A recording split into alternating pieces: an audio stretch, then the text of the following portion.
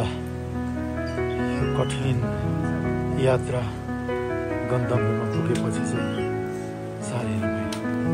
यहाँ चाहिँ हाम्रो रश्मिजी हुनुहुन्छ एक्साइटेड एकदम। पाथिभरा माता की जय। ल यो चाहिँ मेरो चाहिँ ल हामी चाहिँ पाथिभरा मन्दिर आइपुग्यौँ दुःख सुख। यो पाथिभरा मन्दिरमा चाहिँ कस्तो हुँदो रहेछ भने आफ्नाले पनि साथ छोड्दो रहेछ कि एक्लै हिँड्नु पर्दो रहेछ। डेस्टिनेसन चाहिँ बिस्तारै बिस्तारै आयो भने हाम्रो पुगिँदो रहेछ। पाथिभरा माता की जय। यहाँ घन्टी छ। एकदम धेरै समयदेखि आउने इच्छा थियो, उहाँले पुऱ्याइदिनु भयो। पाथिभरा माता की जय। यहाँ घन्टी यहाँ चाहिँ जे चाहे त्यही पुग्ने। मेरो चाहिँ जिन्दगीको सबैभन्दा लामो यात्रा यही थियो, चितवनदेखि ताप्लेजुङसम्मको यात्रा। सहज थिएन, 24 घन्टासम्म ननस्टप, 24 घन्टासम्म ननस्टप गाडीमा।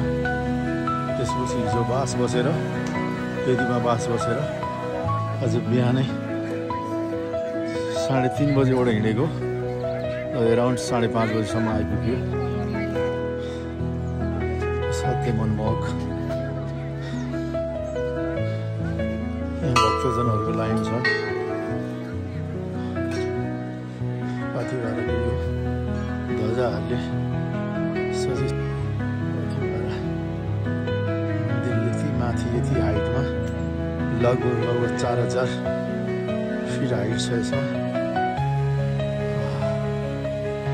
यो 4000 फिट हाइटमा चाहिँ यो चिसो कठाङ्ग्रित हातहरू, शरीर त्यत्तिकै थाकेको।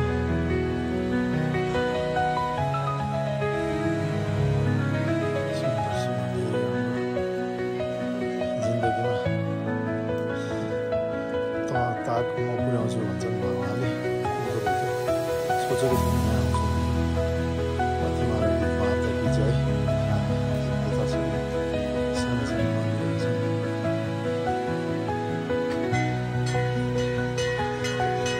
ओम चामुण्डाय नमः।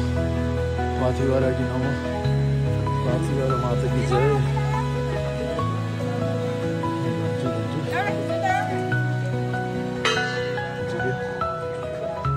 पाथिभरा मातालाई सघाइएको छ।